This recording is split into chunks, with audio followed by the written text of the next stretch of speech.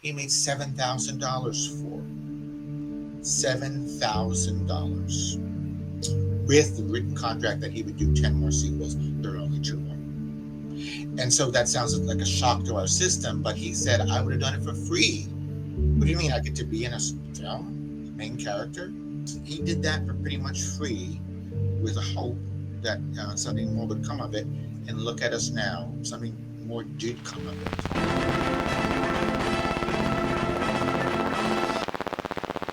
Hey, Lady J, what's going on? Not too much. How are you doing? I'm good. I'm very good. Great. It's so nice to finally talk to you. I'm thrilled to have you here to discuss Shaft. Um, this is for all of you watching. This is Josiah Howard, a film historian and critic, and he's the author of Blaxploitation Cinema, the Essential Reference Guide, which I recently ordered and am reading cover to cover. So, really thrilled to have you here to talk about Shaft. I'm thrilled to Um, be here. Yeah. So, just curious. I know that Shaft is responsible, really, in some ways, for launching the whole blaxploitation genre.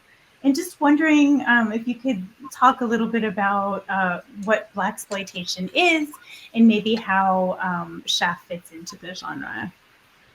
So Shaft is wonderful, and you're right. It is the one film that is always referenced as the starting point, as the canon that started the blaxploitation film genre. Um, but everything happens with something else happening before it. So Shaft is 71. In 1970, there was a film called Cotton Comes to Harlem, and that was a black cast comedy, Columbia Pictures, and it was a multicast comedy that nobody expected anything to happen with.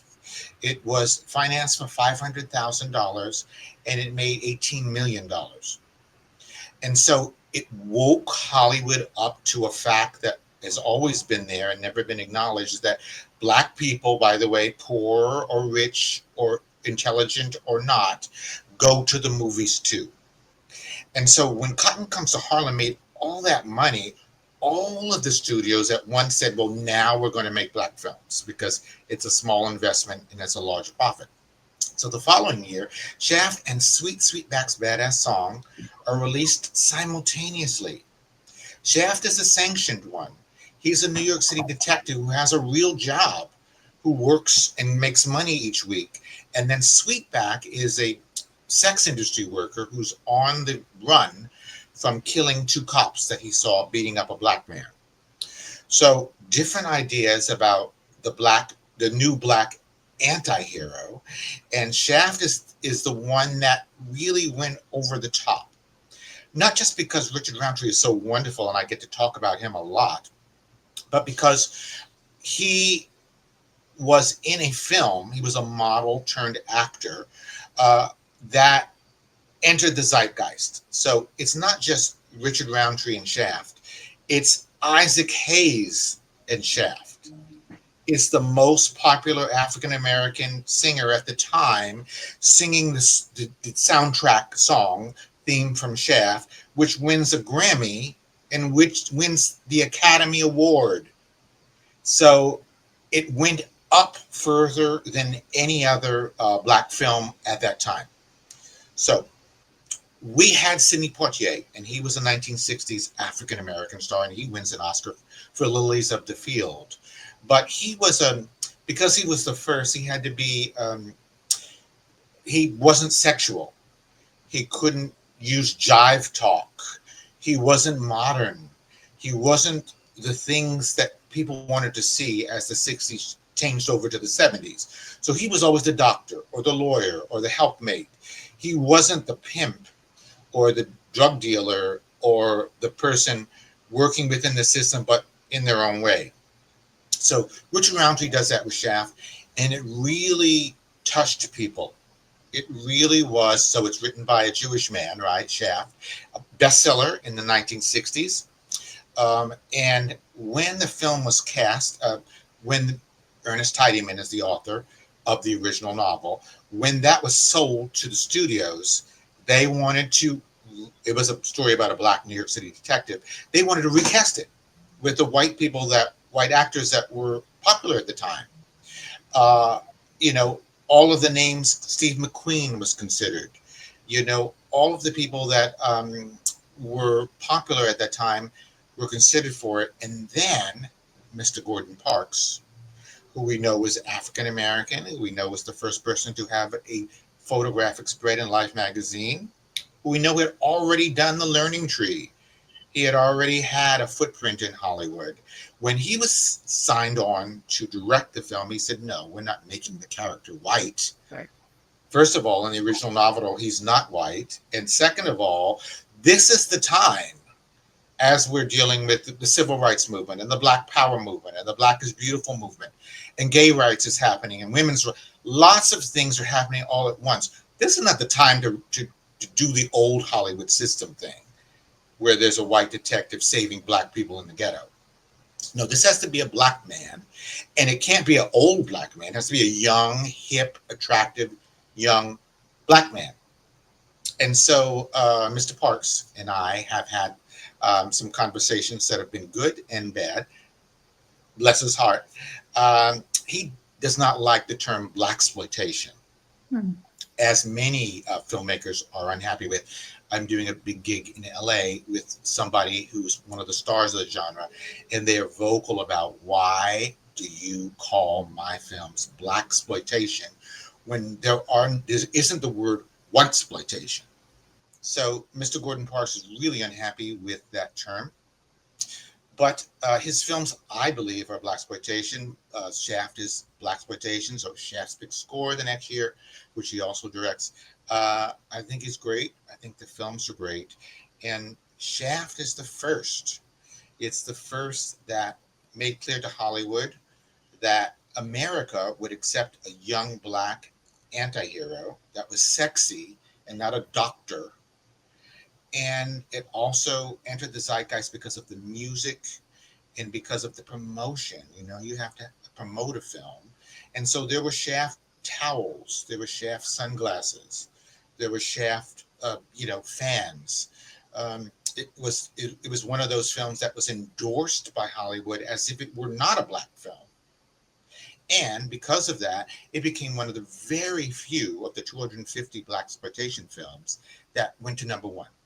And what does it mean when you go to number one? It means that white people are seeing the film.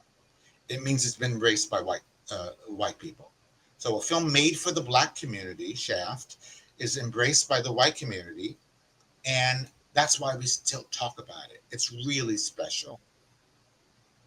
Wonderful. Thank you so much. Are there ways in which that would be more stereotypical, say, of the blaxploitation genre? And just wondering if you could maybe speak to the ways in which Shaft differentiated itself from the genre. Great question. So Shaft is a little bit more elegant. It's one of the more elegant films. So he is not a drug dealer. And I've written a lot about Superfly, which comes the next year because of Shaft. And Superfly is a drug dealer. He's a cocaine dealer here in New York City. And that also went to number one. So there was the idea of, oh, we love this black man who is working within the system, John Shaft. He's a detective. And we love this black man who's working outside of the system, which is a cocaine dealer called Priest in New York City, which is Superfly the next year. Shaft is great because it's a family film, and because you have to start out high, and you can go low, and there's no problem with that.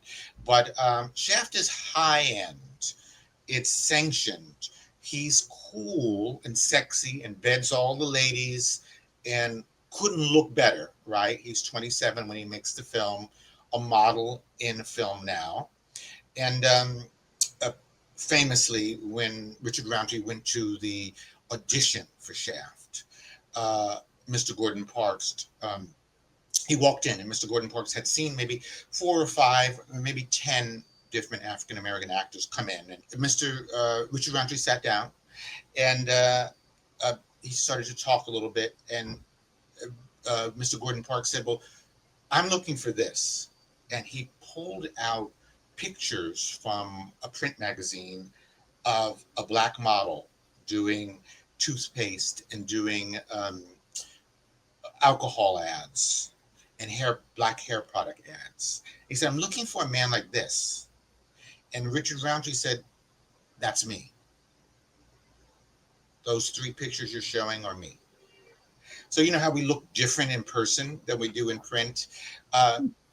Mr. Gordon Parks was, uh, making bringing into the real world Richard Roundtree, who happened to come in and say, well, that is me. That's me for those products. So I say that just to say that Richard Roundtree was at the right place at the right time. He is East Coast. He's New York, grew up in upstate New York, and was someone who was here for the auditions that were all here in New York City. And he really was what was needed. I talk about this a lot, and I think it's under talked about. Mr. Richard Roundtree had dark brown skin. So most of the stars that are the biggest stars have light brown skin. And to see somebody with dark brown skin is to see something different.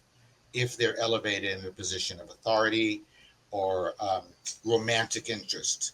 And so he was doing more than he knew when he was making that film, because there are people with dark brown skin in the world, and he was one. And wasn't it great to see? Wasn't it great to see? Yeah. Curious about the ways in which he might challenge or reinforce certain conceptions of Black masculinity.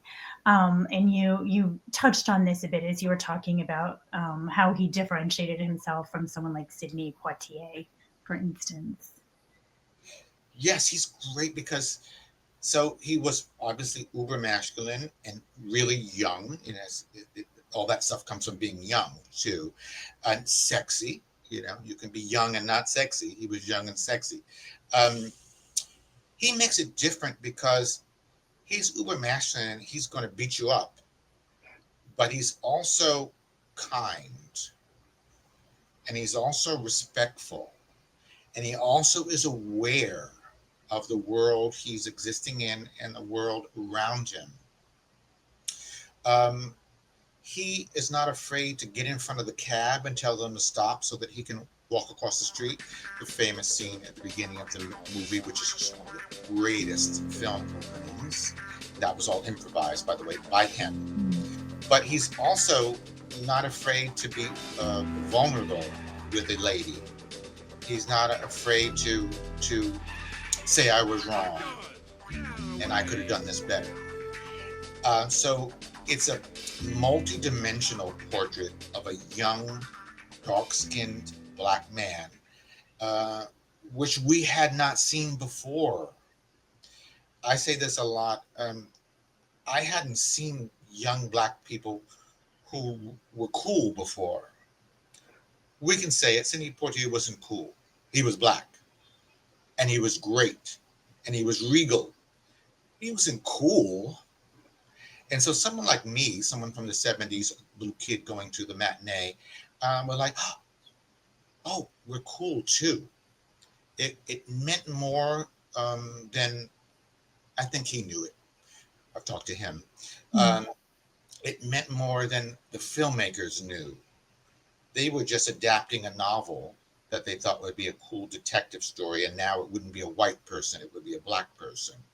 And from that comes all of this talk and all of this history and all of the films that were made because of Shaft and because Shaft was successful. Shaft could have come out and been a flop, and maybe there wouldn't have been a Blaxploitation genre. Shaft came out and it was a super success, and people, like Hollywood always does, wanted to just repeat that success. And so we're very grateful for the journey that Shaft has laid out for us. And Richard Roundtree, I talk about him a lot. We did a lot of Blu-rays this year.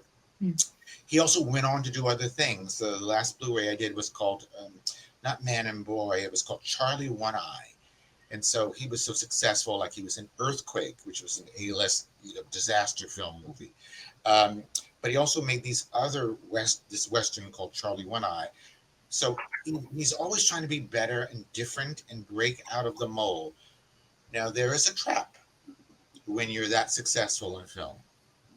And one of the things that Mr. Roundtree always said was that when he would go on, Mr. Roundtree's in Roots, the most famous miniseries ever. When he went to that audition, he said two white producers stood up and said, "It's so nice to meet you, Shaft." And so it just speaks to how you got to get out from under what made you a star. So he wasn't Richard Roundtree to Hollywood, he was Shaft. And Shaft, by the way, is the only um, picture in the genre, 250 films, that has 3 sequels, that is a franchise. That is Shaft 71, Shaft's Big Score 72, Shaft in Africa 73, and the Shaft television series, which was 7 episodes. So it was a big phenomenon thing. And Richard Roundtree and Shaft brought that to us. Yeah. Just out of curiosity, what do you think of the more recent Shaft? I guess it came out in 2019 or 2020. With Samuel L. Jackson playing Shaft. Yeah, so fun to look back. And of course, I'm always asked that. Not so great in that you can't top it. But I do get it. I do get it. If those films bring a younger generation to the old films, that's great. And are they good? They're okay. They're okay. But one of the things about Shaft, we're talking about 50 years later, it's just not the actor in the story. It's the travelogue of New York City in 1971. So it's not just this story, it's photographed Times Square, photographed Coney Island, photographed Greenwich Village in 1971. So you get all that. So it's the story and then it's history. Now, if you do Shaft today, well, we know what the streets look like today and what the cars look like today and the clothes look like today. So for me, it's more fun to look back at, oh, I didn't know the cars look like that, or the streets are there, or there's a porno theater, or there's that going on. Or Coney Island was really just grungy and not anything people wanted to go to. So all that is captured and is a plus to the story of Shaft and John Shaft. Right. Yeah. No, I was so struck in the original Shaft just by the fact that New York City was a character, and we saw John Shaft moving through it like he belonged, like he wasn't afraid to take up space there, as you mentioned before. And so, yeah, we see him. Harlem, plays a role. We see Cafe Wah, and we see him just being a tough, cool guy. Moving through this space, which I think is just stunning. You mentioned the way in which he cut such a figure, also because he didn't necessarily shy away from confrontation. And just curious what you think about the role of violence, say, in the film. It's something that we talked a little bit about. Sidney Poitier, and Heat of the Night casts a long shadow over the sort of detective genre. And there's the famous scene where Virgil Tibbs strikes. Yeah. But that's very, very, very exceptional for that moment. So just wondering if you have thoughts on the way violence is portrayed in this film. So first of all, I like what you said about the background being a character. I always say that too. And when I interview directors in our book, we interview 10 of them. They always said they wanted the background to be a character. It's one of the reasons they developed the script and one of the reasons they were able to sell it. So Detroit 9000 by Arthur Marks. Some of these pictures held up in Harlem, they have the town in the title, guaranteeing that the people in the city, the town, would go to see the movies. So background is a character, and not that it isn't today, but it's not that novel to see what's going on today on the streets. It is more fun for us to look at the past. Violence is always a challenge in the blaxploitation film genre, and not all black people love blaxploitation films. They're not monolithic. There was there were protests. Superfly was the first to get the protest a year after Shaft, because older African Americans who had come from the civil rights movement didn't want to see violence. They didn't want to see pimps and prostitutes. They didn't want to see the Sidney Poitier characters, the doctors and the lawyers and the helpmates. But so violence is a challenge. Misogyny is a challenge. Gay bashing is a challenge. One of the most popular films is Blackula, the funnest title in the genre. Like, you don't have to explain that. Blackula. It's not Dracula, it's Blackula. But the first characters to be offed are the ones called fags and the ones that are gay. So I say this a lot. I think that when minorities are have a doorway into acceptance, they forget the privilege they have, and they start to make fun of the other people that are minorities, like the gays. Misogyny is terrible in these films. And I have asked the directors about the female nudity. So almost every one of the blaxploitation films has a female who's nude, including Pam Grier, who's still alive and wonderful, and we love her for Coffee and Foxy Brown. And so with Jack Hill, I asked when you photograph these young women um, fully nude in front of a camera with lights on them in front of strangers standing around, what were they thinking? And do you now look back at it as being insensitive or abusive? And he said, and Pam has said, I've interviewed Pam, let's just take what Pam says. I thought I'll never look better, and so let's get it on film. That's what Pam said.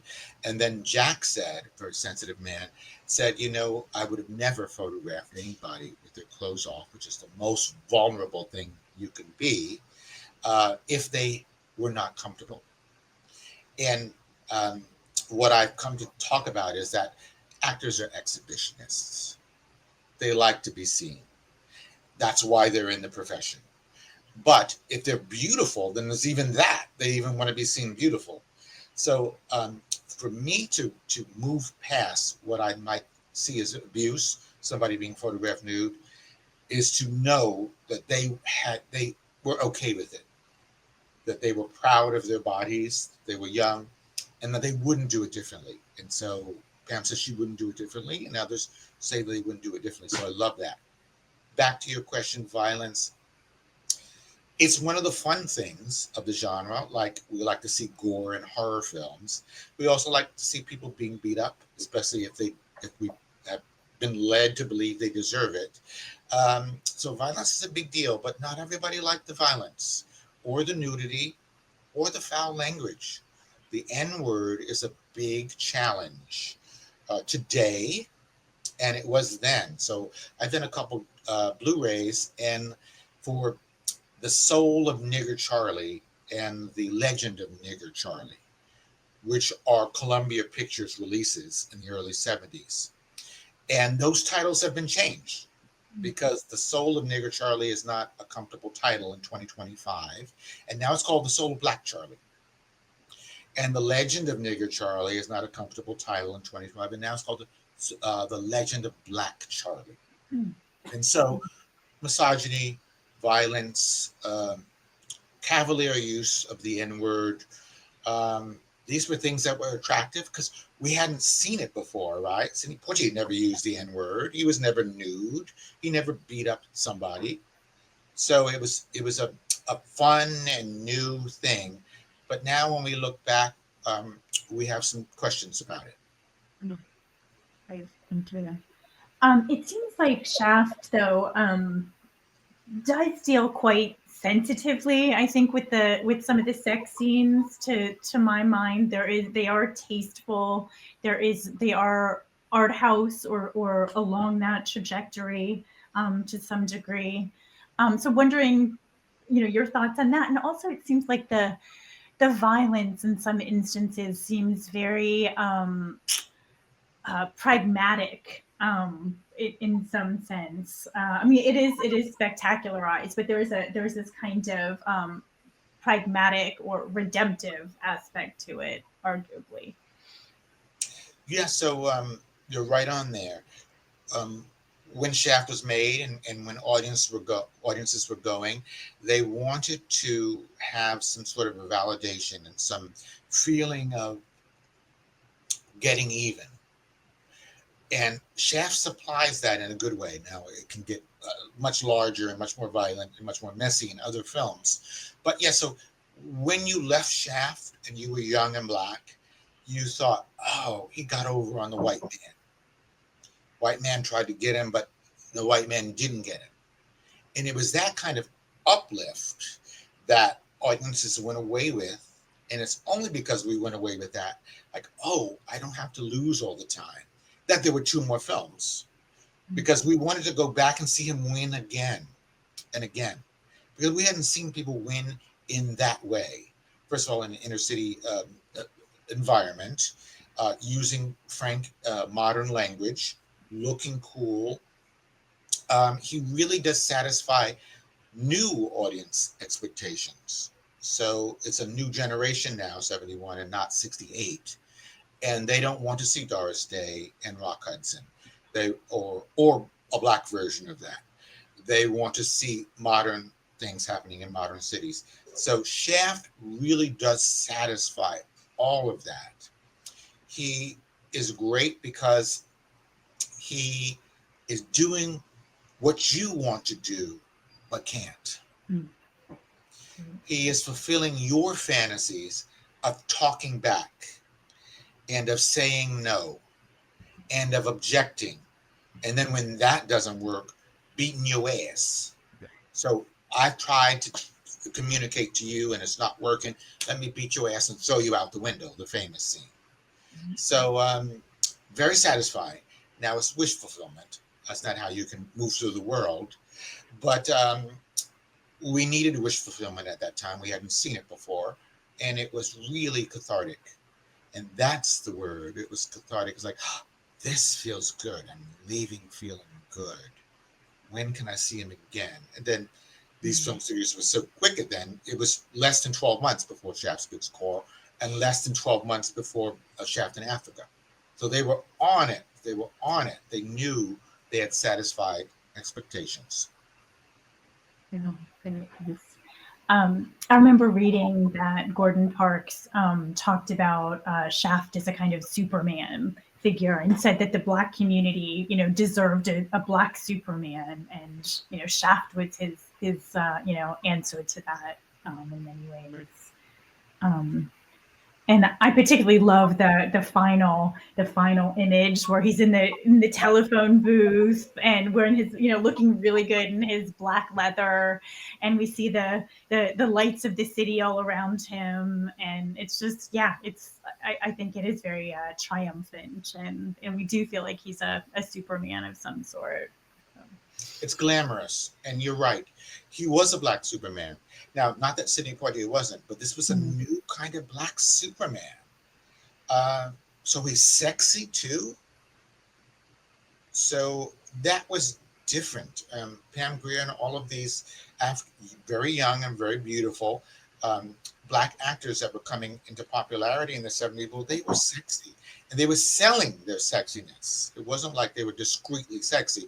Maybe Sidney Poitier was sexy, but he wasn't selling it, or he wasn't allowed to sell it. These people were selling it. They were nude. Richard Roundtree has a ass scene in the movie. You can see his ass. There's a sex scene where he's half nude. So all of this was a new idea. It was a lack of shyness, and it was pushing the buttons. So yeah, we haven't seen this before. Let's do it. I want to ask you a question. Do you find Richard Roundtree attractive? Oh yeah, incredibly so. Yeah. Attractive or sexy? Both. I think he's very sexy, but one thing that I think the movie did really well is like giving us a sense of his interiority as well through his domestic space. So we see, photographs on the wall. We see kind of the way he lives, the way he moves through the world. So yeah, I do find him incredibly appealing on a lot of registers. And as a moviegoer, the sex scene, Mhm. is it acceptable? Is it pushing buttons? What do you think about it? Well, I've always been really interested in the way that um, kind of art house meets porn in that era in Times Square, where so much of a lot of the marquees are shown to us. So I actually think that the scenes are very very tasteful, and yeah, we do see nudity, but there's like a prism lens in that particular moment, and it seems like he is just very appreciative of a lot of his lovers. In the moment, and even the one but when he's done, and the one particular woman who he meets in the bar, sort of calls him out on his being dismissive. She does get that line, and there is a kind of, she puts him in his place a little bit. So, yeah, I do feel like there's a way in which he is very appealing, but it's not unchecked in the film somehow. I like that. I like that phrasing. Mm. Female nudity. How are you experiencing that as a female?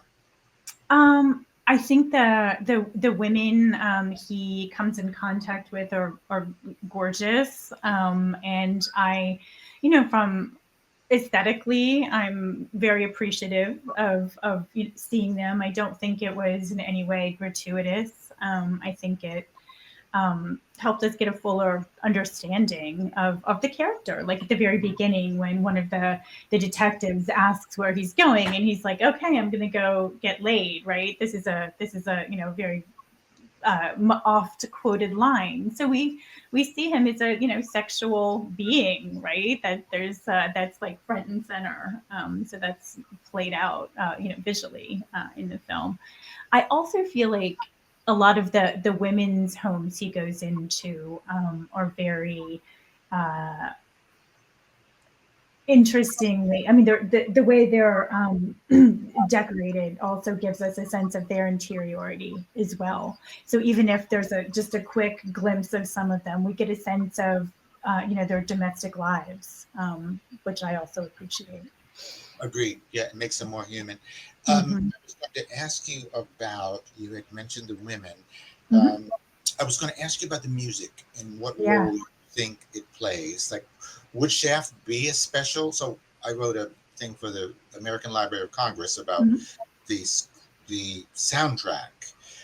I'm wondering what you think about, would we be talking about Shaft if Isaac Hayes hadn't made that soundtrack? I think it's so integrally it's part of the film. I mean, from the opening sequence, I think we're there. He gets out of the subway. We hear the music, and um, I think it's inseparable from this kind of cool mystique that's created, and we see it as part of this whole kind of maybe Black arts movement with the photography, with the way the film's shot, with how it's edited, in the main characters in it. I feel like they all sort of work together so beautifully. So to answer your question, I think um, it would still be a film that we love and appreciate, but it probably wouldn't have gone to the level that it did in terms of, I guess it grossed like $13 million and was made for like 500,000, or something crazy, or 1 million. Sorry, 1 million, something like Yeah. that. What's your sense of that? I think I'm with you. Mhm. I do think that it might have been missed if it hadn't had the sanction. So it's not just the music that it was Mhm. great. It's that, Mhm. oh, our favorite soul artist also embraces the film and Mm-hmm. also has signed on to it as something that he wants to do. Uh, Mm-hmm. you may know that Isaac Hayes did the soundtrack, which was just music. Mm-hmm. And then one of the people in the recording studio said, well, if this had any kind of lyrics, it might be nominated for an Academy Award. And Isaac Hayes left the studio and wrote the lyrics on a napkin. That's why they're so spare. Who is the man that would risk his life for his brother man, Shaft? Mm-hmm. Shut your mouth. So he left the studio and wrote them on a napkin and came back and said, well, here's some lyrics. Let's just lay this down. With the idea that we would improve it and would do it better. Let's just put this down. That was an idea. It didn't need to be improved. So the lyrics were wrote with the suggestion of someone in the recording studio said that if this had lyrics, it would be in a different category. It just wouldn't be a soundtrack. So I just think it's fantastic. I think the film would stand alone, but I think the endorsement of the most popular star at the time really said everybody should go. So everybody liked Isaac Hayes, so they were going to go to the movie. And then everybody wanted to see a new detective movie with a black man, so they were going to go. And it was in New York City, so people had curiosity about being in the largest city in America, they were going to go. And it had golden parts to the black intellectual people knew about. Young black audiences didn't know about him. But I think it had a lot of things going, and I think the score, like with Superfly, with Curtis Mayfield, um, things wouldn't have been the same without it. It just would not have been the same. Yeah. Yeah. Yeah. The Yeah. young kids wouldn't have gone. Lots of young people went because they heard Shaft, theme from Shaft on the radio and loved it. And I think that's still the case. Many people know the song, and it makes them curious about the film. Yeah, and why not? Cross promotion. Yeah. Mm-hmm. Mm-hmm. Yeah, you mentioned the eagerness with which people wanted to see a black detective. Wondering if you could maybe speak to some of the inheritances from classic film noir, because I know this film really straddles a lot of genres. Yeah, so they knew what they were doing with John Shaft. Um, we had seen so many white detectives, and again, black people were always going to the movies, so we were loving those black detectives, um, and we were living through them and what they were doing. And so when the time came when we could see a black face, when it could be cast and financed by a major studio, um, we couldn't believe our eyes. We just couldn't believe our eyes. And so the tradition of the black detective, or just the detective, of figuring things out and maneuver and reading people and moving through people's worlds was already there. Shaft isn't new, but now it was black. And that was, I can't tell you the impact they had on me. I was like eight or nine, but went to the movies. Babysitters would bring me. Too young to see them, but they brought me anyway. And then that's picked up by the rest of the blaxploitation genre. So we hadn't seen black horror films. We hadn't seen black detective films. We hadn't seen all of black science fiction films. All of these things were redone with black people, and we couldn't believe our eyes. And so I wrote a book about it because that was the inspiration. I didn't know that black people rode horses. We just did the Soul of Nigger Charlie and the Legend of Nigger Charlie, now retitled, and that's a blacks in the West story. And so I had never seen black people on horses before, or knew that we rode them. Um, and so all of these American film genres were co-opted and reproduced with black people, and I can't tell you how it uplifted us and what it meant to us. So Richard Roundtree, the star of Shaft, the film we're talking about, was on the cover of Newsweek magazine. And it's hard for people to understand that accomplishment in an era before there were cell phones on the internet. Newsweek was Life magazine. It was the major general information white red magazine. Richard Roundtree was on the cover of Newsweek magazine. with a gun in his hand as John Shaft. So it was a phenomenon more than a film. It was like, oh, there's something going on the streets that is newsworthy and that we're going to put on the cover of our news magazine. So it was these blaxploitation stars, Richard Roundtree among them, presented Oscar Academy Awards at the Oscars if you go through YouTube. So they were a part of Hollywood that was paying the bills, that was appreciated for what they were bringing to the industry, and those people are there. We can look them up and see them.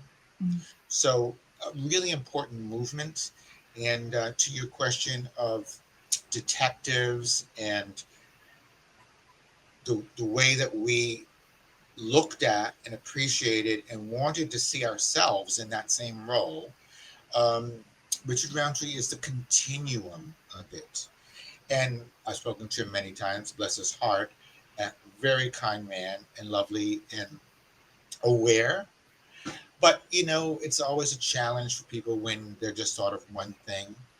And so he always kind of had Shaft on his back, even till the end, even though he appreciated it and knew that's why we're talking about him. But I think it can be troubling when you're so successful at one thing. And he was the best. He was the best. And there are 250 films. That's the best one. That's the best. Now, there are other films that are great. They're not detectives like he is. Like, I love Superfly equally, but that's a drug dealer. And Shaft is a detective. So that's the best detective of the 250 films. Wow. Yeah. And it seems like in so many ways that he as a character also revives the hard-boiled detective genre. And there are themes in classic film noir that seem so perfectly suited to Shaft. I mean, themes of alienation, right? That he brings new meaning to. The relationship with the police and government authority. These are really relevant themes that Shaft in a lot of ways seems to make us see, within the 1970s as well, right? And Yes. it would probably be very appealing to a Black audience, right? To see these themes being given so much space on the screen. He reminds the Black audience that I see you. Like, he's a detective and he is in a role of authority, but like the drug dealer at the beginning of the film in Times Square is, I see you. Go ahead. I know you got to make your money. I know what's going on. It's a great reminder for us that if there's a Black person in authority over you and you're Black, they may identify with you and may not have co-opted all of their Blackness and all of what you think they had to do to get to where they are. So so he sees the Black community and identifies with it. And we understand that he's come from us. He's come from a rich family, as indicated in the script. And it was just so satisfying. Like, oh, you're one of us. And I never knew. My parents told me that police officers, even if they're Black, are not one of you.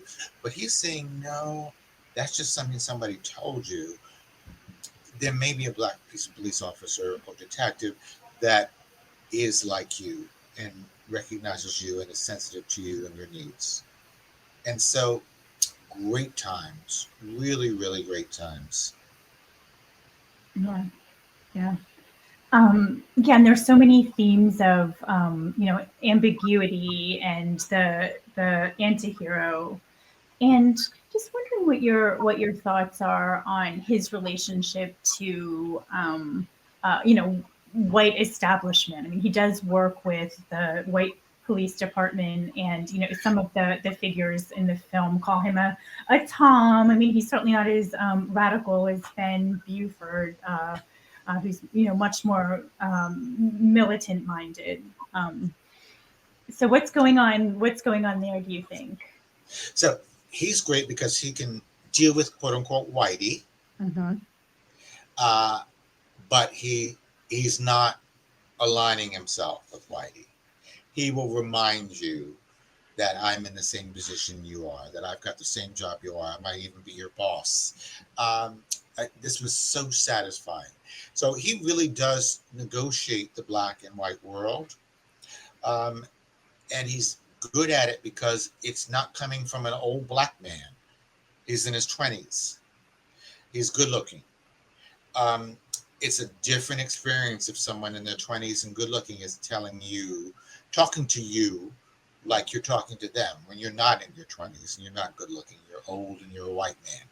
Um, very different dynamic and very satisfying because he hasn't lost touch with his power and he understands that I'm as valuable as you are. I've done all the work you've done, even more, if you can imagine, because I'm a black man. And I'm not going to let you get away with that. But he will also be respectful when needed. He also knows that you can't act out all the time. You got to act out sometimes. And he is a person who still wants to keep his job, different than some of the other blaxploitation films. He still wants to work within the system. So it's not we're going to do whatever I want to do. I'm going to stretch the rules, and I'm going to talk back to you like you're talking to me. But I do still want to keep my job. I still do want the cool apartment and the cool clothes, and I still want to be a part of the establishment. I don't want to be completely out. And so he's interesting.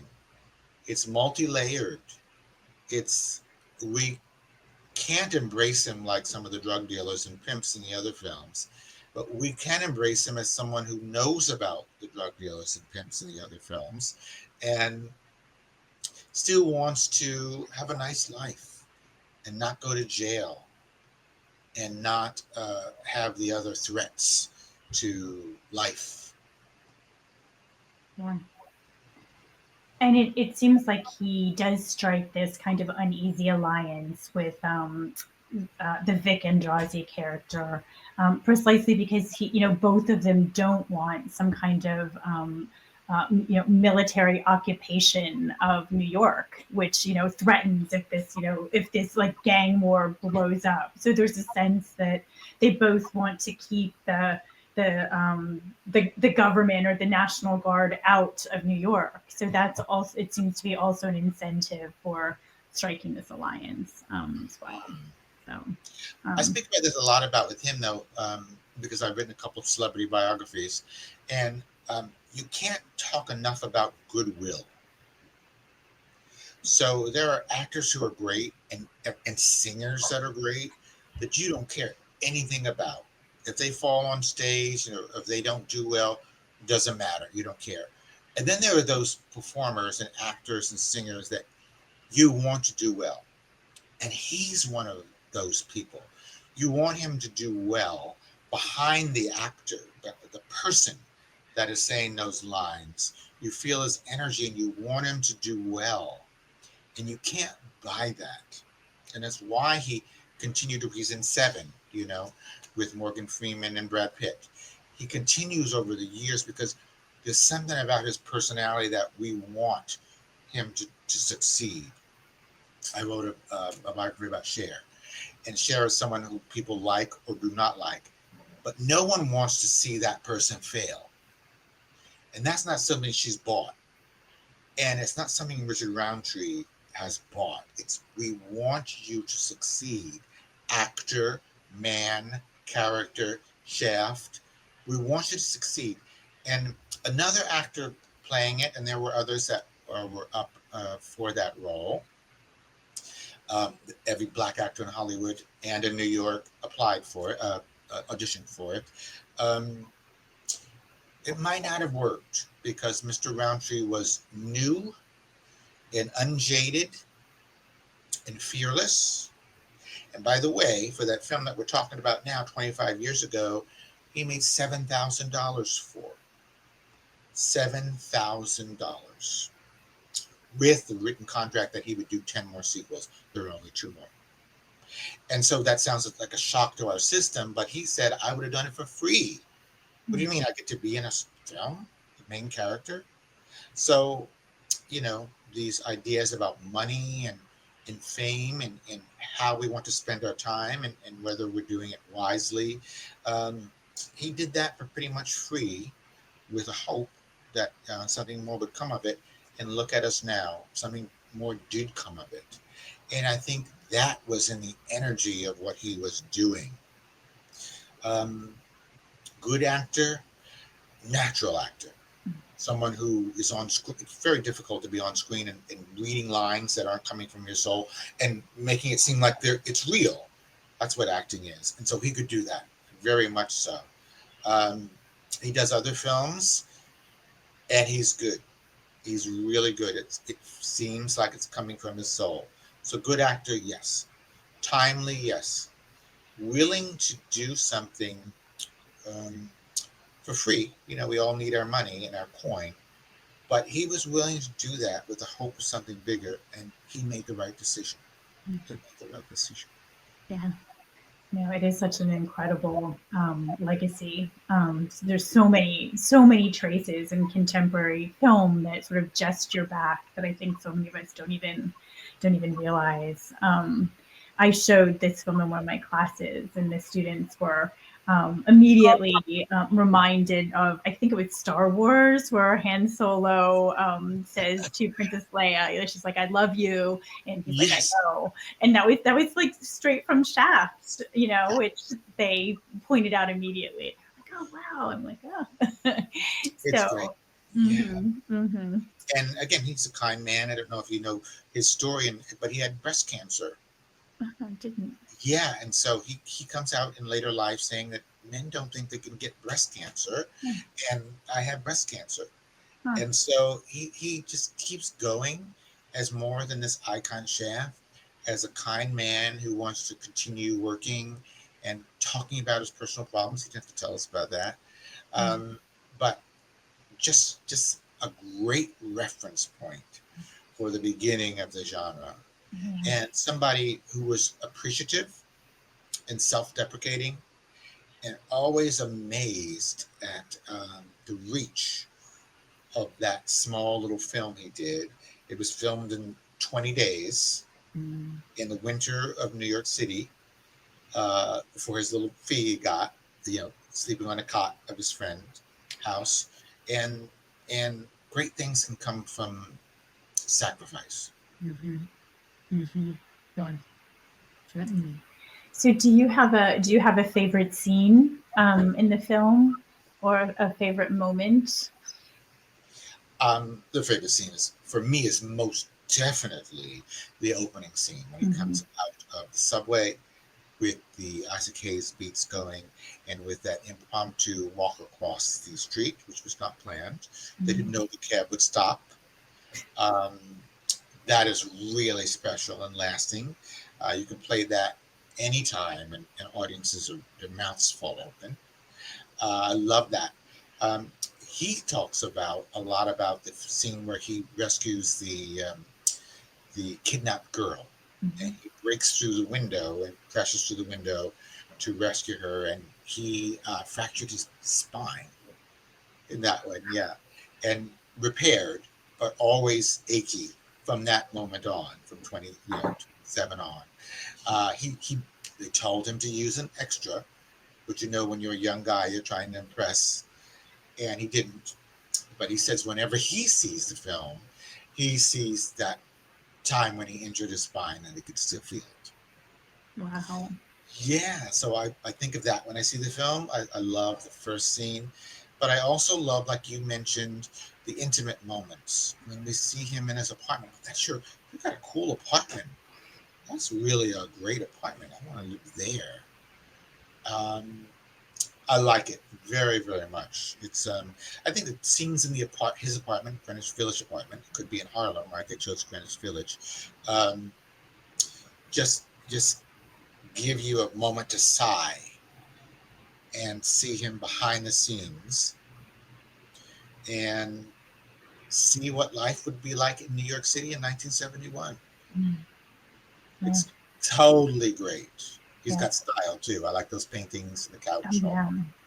And so many books. He's flanking books Yes. as he's sitting Yeah, there. Um, what do you make of the painting of the clown that's so prominently featured? I love it so Yeah. much, don't you? And I don't know what to make of it, but I'm thinking, Yeah. why do you have that clown there? That's kind of cool. Tell me about that. What do Um, you think about it? it shows that there's a certain I don't know. I think like it's a Harlequin quality. So there's a certain kind of ambiguity. There's a certain kind of maybe alienation and sadness, but also humor. I just think it's such a an evocative image for us to project our own ideas of the character onto. Um, It's a surprise. It's like, mhm. like, oh, you have a clown picture? Now, how am I going to incorporate this into your cool self? It's fun. It's a Yeah. fun, like, it pulls you out of the scene just for a second, and then Mhm. you go back. It's like, oh, Mhm. all right, let me think about that. I like it very much. Yeah. To me, it suggests an artist, somebody who likes art and who is thinking outside of being a detective. He's thinking about decorating his apartment. That's a decoration choice. So I like it very, very much. Mhm. Mhm. And I also noticed all of the amazing portraiture as well, in all of the main characters' spaces. Love that. Yeah, Always love seeing the details. Oh, yeah, there's an ashtray. They smoke. yeah. Whatever is there. He has a 8-track reel, like before transition period from cassette tapes to 8-track tapes to whatever those big reels were called. They weren't called 8-track. Mm. But yeah, so it's just that time. It's 71, which isn't 71, by the way. It was 69, like winter of 69. Um, so, I mean, winter of 70. Um, but just a lot of fun. Mm. Kind of fun. I love being a fly on the wall. I always look at calendars. Like, did they did they do that on purpose, or is that really January? Um, I just love going into spaces. And we didn't mention this. It's a real apartment. It's not Mm. on a Hollywood lot. Mm. That's a real Greenwich Village apartment in 1971. Mm. So that's fun. As someone very young at the time, I thought, maybe when I get older, I'll have an apartment like that. That's what it would be like. And maybe you kind of do. I see the I bricks kind of did. behind you. You see the brick wall. Yeah. So I kind of made that one come true. Yeah. Oh, wonderful. So is there anything else that you'd like to touch on that we haven't discussed yet? I just think Shaft is the go-to film for the genre. Mm. When I talk about it, it's the title that people know. Like, so I don't have to tell people what Shaft is.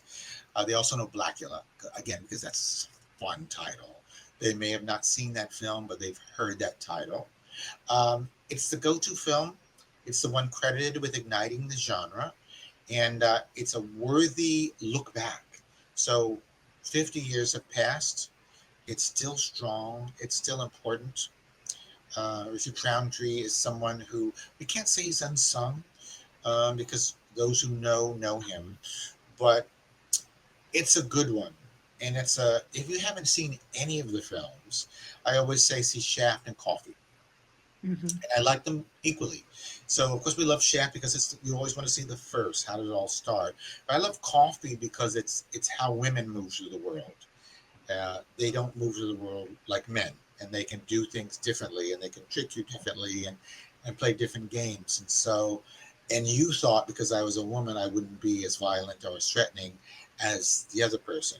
So you were mistaken. Um, Love Shaft and Coffee, and I think it's just great. I think it's, and so we showed it a few months ago, and it's full house.